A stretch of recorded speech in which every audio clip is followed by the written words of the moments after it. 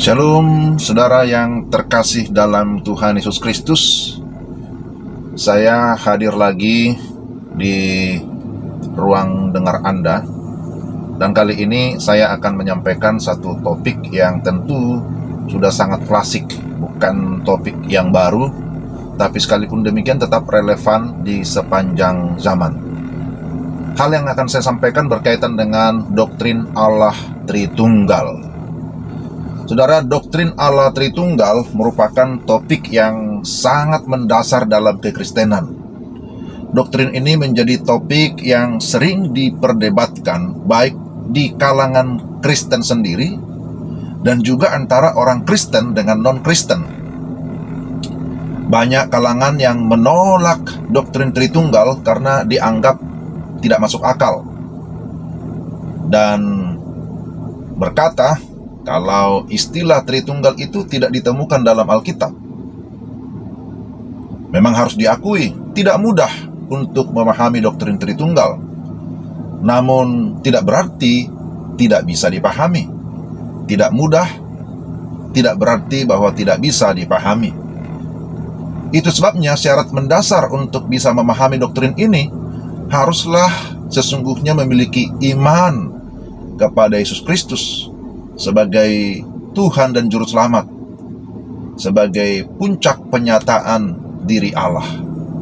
Tanpa iman yang sejati, maka apapun yang saya sampaikan tentang Allah Tritunggal, ya pasti sulit dipahami atau sulit diterima. Oke, baiklah, saya akan menyampaikan secara singkat saja tentang Allah Tritunggal yang saya imani berdasarkan Alkitab.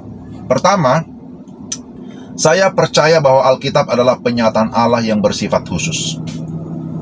Dan Alkitab itu adalah firman Allah yang kekal, yang mutlak, yang bersifat ineran. Artinya, tidak mungkin salah. Karena memang saya percaya Alkitab diilhamkan oleh Allah. Sebagaimana 2 Timotius 3 ayat 16. Di sana disebutkan segala tulisan adalah diilhamkan oleh Allah. Tulisan yang dimaksud berbicara tentang kitab suci, dari kitab Kejadian sampai kitab Wahyu. Jadi Alkitablah yang menyatakan siapa Allah, mulai dari perjanjian lama sampai kepada perjanjian baru secara progresif, yang puncaknya sekali lagi ada pada Yesus Kristus. Sebagaimana kalau kita baca dalam Ibrani pasal 1 ayat 1 sampai dengan ayat yang keempat. Hal ini menjadi dasar. Jika seseorang tidak percaya Alkitab sebagai firman Allah, maka tidak mungkin menerima konsep Allah Tritunggal. Sedangkan percaya Alkitab saja, masih terjadi perbedaan penafsiran tentang Allah Tritunggal di antara sesama orang yang mengaku Kristen.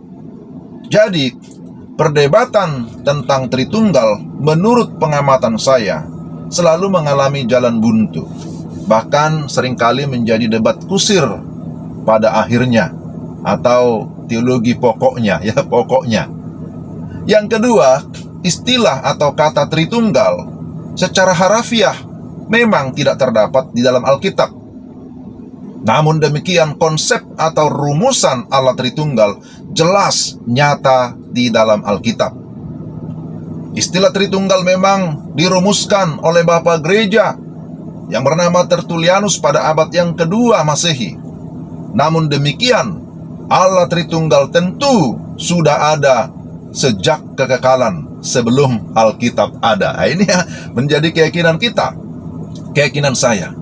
Tentu keberadaan Allah Tritunggal tidak bergantung atau tidak tergantung pada pengakuan Bapa Gereja atau pengakuan manusia manapun. Namun kita tentu menghargai karya ataupun rumusan yang ditetapkan oleh Bapa Gereja seperti Tertullianus yang sudah menolong kita dalam memberi rumusan atau penjelasan tentang Allah Alkitab. Juga tentu kita menghargai konsili-konsili yang diadakan seperti konsili Nisea atau Nikea, ya, konsili Konstantinopel. Kita menghargai itu. Yang ketiga, bukti Alkitab tentang Tritunggal. Tritunggal yang disebut juga dengan istilah Trinitas atau Trinity di dalam bahasa Inggris secara etimologi berarti satu dan tiga. Pertanyaannya, apa yang satu dan apa yang tiga? Alkitab menyatakan bahwa Allah itu Esa, baik PL maupun PB, menyatakan bahwa Allah itu, Tuhan kita itu Esa. Misalnya kalau kita baca dalam Ulangan pasal 6 ayat yang keempat, di sana dikatakan bahwa Tuhan itu Allah kita, Tuhan itu Esa. Yang kemudian di dalam perjanjian baru, Yesus sendiri mengutip Ulangan 6 ayat 4. Jika kita perhatikan dalam Markus 12 ayat 29. Lalu dilanjutkan oleh Rasul Paulus juga menyatakan keesaan Allah di dalam 1 Timotius 2 ayat yang kelima. Jadi dalam Alkitab ada dua kata yang diartikan, yaitu kata satu, yaitu Echad, dan satu lagi disebut Yahid. Yahid berarti satu dalam arti kuantitas, dalam arti numerik. Tetapi Echad adalah satu, tapi dalam pengertian kesatuan. Jadi ketika disebutkan Tuhan itu Allah kita, Tuhan itu Esa, maka kata yang dipakai di sana adalah Echad, yang memberi peluang bagi keberadaan Allah, bukan satu dalam arti number, bukan satu dalam arti kuantitas, tetapi merupakan satu kesatuan. Selanjutnya bahwa Alkitab juga menyatakan kejamakan Allah. Tidak hanya berbicara tentang kesatuan, tetapi juga kejamakan Allah juga bisa kita lihat mulai dari kitab Kejadian dengan penyebutan namanya sebagai Elohim. Maka itu menunjukkan bahwa Allah itu bersifat jamak. Lalu dipertegas dalam penciptaan manusia.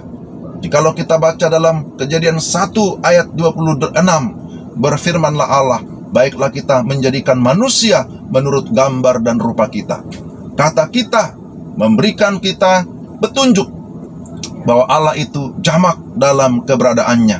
Demikian pun dalam perjanjian baru, kita menemukan ayat-ayat yang lebih mempertegas kejamakan Allah, yaitu kata dalam atau tiga pribadi yang berbeda, yakni Bapa, Anak, dan Roh Kudus.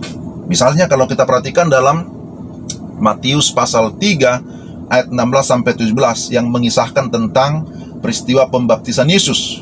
Maka di sana kita bisa baca ketika Yesus keluar dari air, kemudian Roh Kudus turun dalam rupa burung merpati, lalu terdengarlah suara dari sorga yang berkata, inilah anakku yang kukasihi, kepadanya lah aku berkenan. Jadi di sini kita lihat ada tiga pribadi, Bapa, Anak, dan Roh Kudus. Yesus sendiri sesudah kebangkitan memberikan mandat atau amanat agung kepada murid-muridnya agar mereka membaptis dalam nama Bapa dan Anak dan Roh Kudus. Kita bisa baca dalam Matius pasal 28 ayat 19. Demikian juga para rasul menegaskan ketritunggalan Allah dalam surat-surat kiriman mereka, baik Petrus maupun Paulus. Kita bisa menemukan di sana bagaimana mereka menyatakan Allah Bapa, Anak, dan Roh Kudus. Saudara-saudara, yang keempat yang ingin saya sampaikan, apa arti Tritunggal? Setelah kita melihat bukti-bukti Alkitab berkaitan dengan ketunggalan atau keesaan Allah dan juga tri atau ketigaan Allah, maka kita mendapatkan pemahaman sebagai berikut. Pertama, bahwa Allah adalah tiga pribadi, Bapa dan Anak dan Roh Kudus. Allah Bapa secara pribadi bukan Allah Anak, demikian juga sebaliknya. Allah Bapa juga bukan Allah Roh Kudus, demikian juga sebaliknya.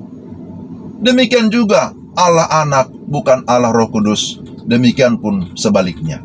Namun ini bukan konsep triteisme atau konsep tiga Tuhan dengan natur yang berbeda-beda, bukan.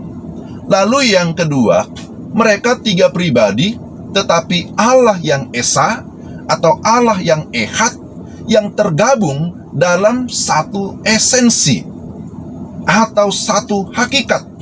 Jadi Bapa adalah Allah, Anak adalah Allah, Roh Kudus adalah Allah. Ketiganya tidak bisa dipisahkan. Sama-sama sempurna dan bersifat kekal. Tidak ada pribadi yang lebih rendah keilahiannya satu sama lain. Jadi Allah Anak tidak lebih rendah dari Allah Bapa. Allah Roh Kudus tidak lebih rendah dari Allah Anak. Allah Roh Kudus tidak lebih rendah dari Allah Bapa, tetapi setara di dalam kealahan. Allah Tritunggal bisa disebut unity in diversity, satu kesatuan dalam perbedaan. Konsep Tritunggal juga bukan dengan pemahaman Bapa, Anak, dan Roh Kudus, kemudian yaitu mereka menjadi satu di dalam Yesus Kristus. Sebab ada juga pemahaman seperti itu, berkata bahwa kami percaya ada Allah Bapa, Allah Anak, Allah Roh Kudus, yaitu Tuhan Yesus Kristus. Nah, itu bukan konsep Trinity, bukan konsep Tritunggal sebagaimana yang dimaksudkan oleh Alkitab. Sebab kalau demikian, ya itu bisa disebut sebagai konsep Unitarian. Saudara-saudara yang terkasih dalam Tuhan, sekali lagi, esensi yang esa, yang memiliki tiga pribadi yang berbeda, Bapa dan Anak dan Roh Kudus, itulah yang sesungguhnya saya pahami yang dinyatakan oleh Alkitab. Pernahkah kita bertanya mengapa Yahweh yang sudah menyatakan dirinya kepada Musa, itu nama diri ya, juga disebut dengan Allah Abraham, Allah Ishak, dan Allah Yakub? Di balik sebutan ini terkandung gambaran dari Ehad. Abraham adalah bapa dari semua orang percaya. Ia adalah gambaran dari Allah sebagai bapa dari semua orang pilihan, dari semua kaum dan bahasa. Ishak adalah anak yang dipersembahkan, yang disebut sebagai anak tunggal, disebut dengan istilah Yahid, satu-satunya. Inilah gambaran tentang Kristus, Allah Anak yang mempersembahkan diri bagi pendamaian dunia dengan Allah. Sama seperti Ishak adalah anak tunggal Abraham, demikianlah Kristus disebut sebagai anak tunggal Yahid. Yang terakhir adalah disebut Allah Yakub. Ia adalah bapa dari ke-12 suku yang melahirkan ke-12 rasul di dalam perjanjian baru tentu. Oleh pemberitaan ke-12 rasul ini, dunia dipersekutukan dengan Allah Bapa dan Anak. Dia adalah leluhur Israel dan gereja, yang melaluinya kita menerima pertolongan dari dan persekutuan dengan Allah. Maka ia adalah gambaran dari Roh Kudus yang mengantarai persekutuan antara gereja dengan Bapa dan Anak. Yang kelima, saudara-saudara, di dunia ini ada 3 agama yang disebut sebagai agama monoteis, yang menyembah kepada satu Tuhan, yaitu agama Yahudi, Kristen, dan Islam. Pertanyaannya, apakah ketiga agama ini sama menyembah kepada Allah yang sama, yang esa itu? Ketiganya sebenarnya tidaklah sama. Orang Yahudi tidak memahami diversitas, tidak memahami perbedaan dalam Shema yang dikenal di dalam Ulangan pasal 6 ayat 4 itu. Esa bagi mereka berarti tunggal, satu-satunya. Begitu jugalah dengan orang Muslim atau Islam. Mereka menambah tauhid mereka dengan pengakuan akan Muhammad sebagai nabi mereka. Orang Kristen tentu berbeda, baik dengan orang Yahudi maupun dengan Muslim. Shema kita adalah, atau pengakuan iman kita adalah, bahwa Tuhan yang ehad itu terdiri dari 3 pribadi yang berbeda. Sekali lagi, 3 pribadi yang berbeda, Bapa, Anak, dan Roh Kudus. Tapi 3 pribadi ini tergabung dalam satu esensi ilahi. Kenyataan ini menunjukkan dengan sangat jelas bahwa agama Yahudi menyembah Yahweh tanpa mengenalnya secara baik. Demikian juga Muslim. Mereka mengambil konsep monoteisme, yang berbeda dengan apa yang kita pahami berdasarkan Alkitab. Tetapi kontennya tentu berbeda dengan apa yang dipahami baik Yahudi maupun Kristen. Sebagai penutup, saudara, saya menyadari bahwa pemahaman tentang doktrin Tritunggal tidaklah mudah, apalagi dengan pembahasan saya yang sangat singkat dan sangat terbatas.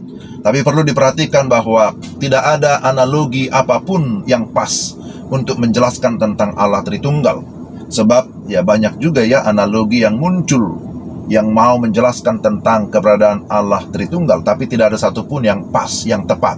Misalnya ada muncul analogi matematika, 1 tambah 1 tambah 1 sama dengan 3. Tapi ini kan tidak sesuai dengan konsep Allah Tritunggal Alkitab. Atau analogi yang diambil dari alam, seperti air, es, uap.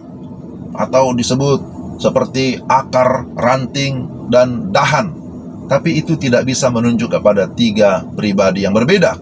Atau analogi secara psikologis, ada pikiran, perasaan, dan kehendak di dalam diri manusia, tapi lagi-lagi itu hanya 1 pribadi.